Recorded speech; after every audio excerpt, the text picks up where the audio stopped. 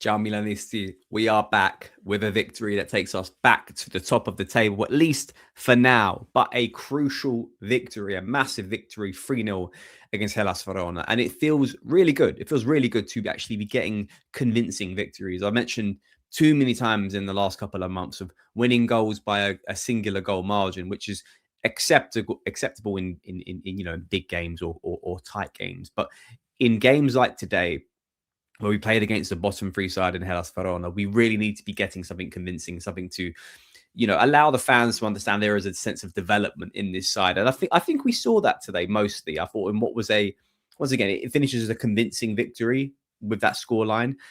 It was a struggle in the first half, I have to say, but we'll come on to that. Obviously, some big stories, including Christopher Nkunku, who gets his first goal in Serie A, followed by his first brace in Serie A as well, and of course Christian Pulisic, the man of our season, up there with Rafael Leao with so many goals, contributions, gets another one under his locker as well. But look, we start the game off with once again struggling, despite the fact that Nicholas Fulkrug has come in as a new addition, struggling with attacking options. Leao not fit enough to be on the bench.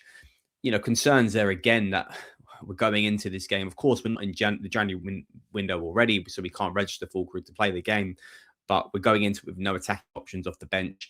Gabbia's still injured for the game as well. So Koni De Winter started in the middle of the defence with Tomori and Pavlovic, Mike behind him. The midfield kind of picked itself with Fofana still out or the side. So Loftus-Cheek took his spot. Rabiot and Modric obviously taking those experienced positions in the midfield. Estupiñán and Batazagi are the starters, and then Pulisic and Nkunku up front. And look, the first half was quite sluggish, I have to say, watching the first 20, 25 minutes, 30 minutes even, where the ball was being played around pretty slowly. There was no immediate urgency to try to break this Hellas side down, which, I can understand, but I've gone a bit critical on us the last couple of months where we've started games pretty poorly. We've had to come back from so many goal downs or even 2 goals down to recover these games. And it felt like that again. It felt like a game where, and they were putting those crosses into the box, the Hellas Verona side, where if something just falls their way, they'll get that goal, and then all of a sudden the dynamic of the game changes. But luckily enough, nothing really developed for them in an attacking department in a total game where I don't think Mike had much to do. Certainly from like a one-on-one perspective, it was really a lot of putting the ball into the box and seeing what we can do. But I thought for the most part, the defense looked relatively comfortable, which I'm pretty happy with, considering that Koni De Winter played in the hole instead of Gabbia, and we've had criticism of Koni De Winter. But yeah, the game took a turn for it on the stroke of just before half time, in what was a massive goal, because of course going into the second half being 0-0 versus 1-0 was 2 different dynamics to it. So the complexion of the game going into it with the lead into the second half changes things, and Hellas then have to push, and you can create those spaces. But not forgetting the goal, of course, a nice assist from Andre Rabiot with a cross in, and then Pulisic with a lovely tap in. Another one where it's striker's instincts, puts the foot out. Another goal, and he's so clutch, Christian Pulisic. He's just such a clutch player to have, and it really does kind of make you think that him and Leao, it has to work, but because they're scoring goals as individuals, not getting that much game time connected to each other in the starting 11, and they're scoring goals so frequently without each other being there. And I like to think that, hopefully this works with both of them being in the side and starting in that lineup. But a great assist from Rabiot, exactly what we brought him in for as well, being such a monster in the box from the aerial ability perspective, and gets the assist for Christian Pulisic. And we go into the second half with, like I said, a different complexion to the game, and what I thought was quite a sluggish first half. And we start amazingly again, straight from the off, the ball down in the Hellas box, and I'm going to have to get the defender up here. Victor Nelson does something really foolish on dragging Christopher Nkunku, who wins a really an easy penalty for his perspective. I don't know what he was doing, that defender. I don't think he even went to the VAR check to even check it. It was so clean and cut. Fabri, I think, was the referee for the game, putting it straight to the spot, and it was really foolish from the defender there. But Nkunku has a knack for getting defenders, and he needs to do a bit more of this, because he did it in the Coppa Italia game against, I can't remember who we played in the first round before we eventually got knocked out by Lazio. I can't remember who it was now. But yeah, he's got a knack for getting that last defender to challenge him. So he needs to keep doing that. He needs to kind of just, he's not going to beat them for strength, but he can do them with that sort of agile change of pace. He needs to use a bit more of that because he can win penalties like this and change the element of the game if he kind of gets himself a bit more involved. And he did. And rightfully so, he took the penalty because he won it. And it was a little bit worried at the time because you're thinking, okay, here we go, another sort of like maybe a Santiago Jimenez moment or players in the past we've seen too frequently of last season where players would miss penalties. He slots it away perfectly to the left of the keeper. Oh, sorry, it'd be the right to the keeper, but to the left of Nkunku in the goal. But and his first goal in Serie A. And I'm really happy for him as well because, I think with Nkunku, with Santiago Jimenez, a lot of criticism from all fans, of course, of their lack of goal scoring ability this season. And it led questions going into January of do we part ways with Nkunku? Do we sell him if Saudi offer comes in?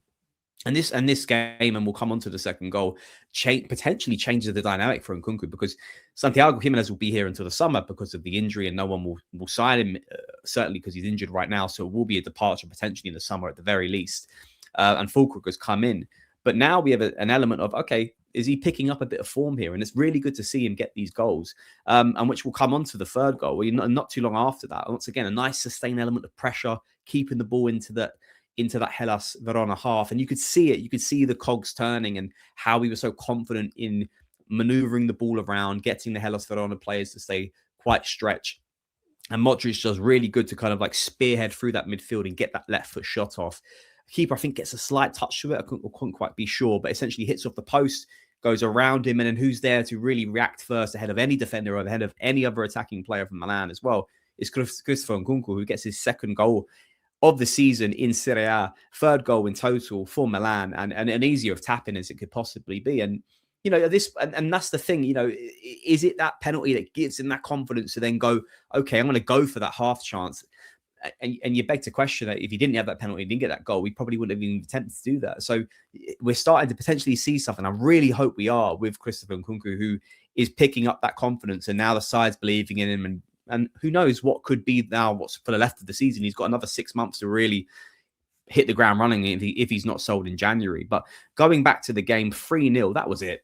Killed the game off. And it's exactly what we want to see. The rotations came shortly afterwards. Modric, I think Loftus-Cheek came off as well for Fofana and Jashari. We made substitutions at the right wing-back position with Atakami for Salamakers. Tomori came off for David Odogu as well, who got his first start in Serie A. Ricci comes on for Pulisic. And that's exactly what you want to see. The game's killed off. It's 3-0. You get the other players for the incremental depth and the minutes that they will need as well.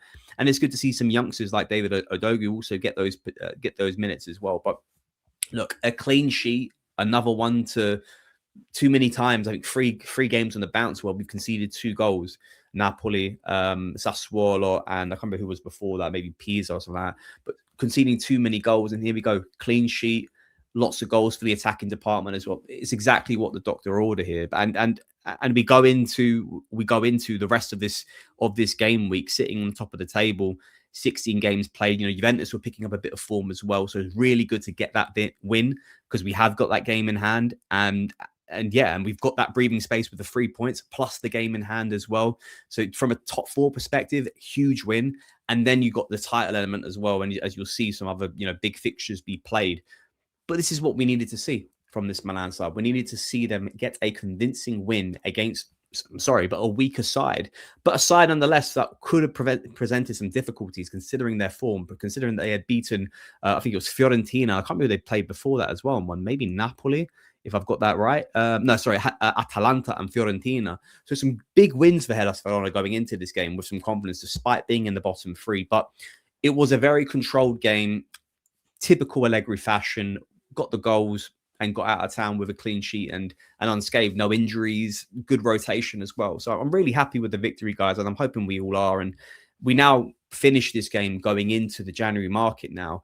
And we'll have a good New Year's, I'm sure. And then the next game, I think after this will be, if I've got it right, who will we playing next? We play away at Cagliari on the 2nd of January, which will be the weekend, a week from now. And, you know, hopefully we start to see Leao come back. Fulcrum can be registered as well. Some depth in the rest of the side, and we can hopefully move some places and move our form further forward. But let me know what you guys thought. Did you like the game? Who was your best player? For me, I mean, it has to be, I'm going to have to give it to Nkunku for getting the brace because I'm really happy for him. But I thought Rabiot had a fantastic game as well. Once again, imposing, just did the simple things so right. But I'll give it to Nkunku, who got man of the match for me, of course, with that brace. Let me know who you thought was the man of the match. And I'll catch you guys next time. Forza Milan.